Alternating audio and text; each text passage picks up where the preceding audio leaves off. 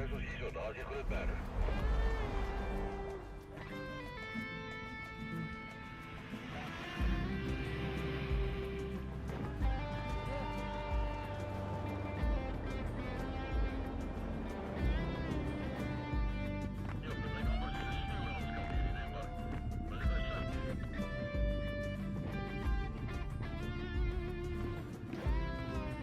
Die voetsporespan was reeds vir meer as 'n week in Aswan in die suide van Egipte.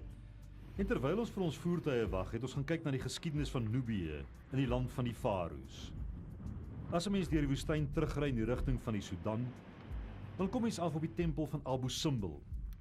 Dit was 'n ingenieursprestasie in die 60er jare van die vorige eeu, wat die plek gered het. En vandag nog staan 'n mens voor stom op dit wat Ramses II vir homself geskep het.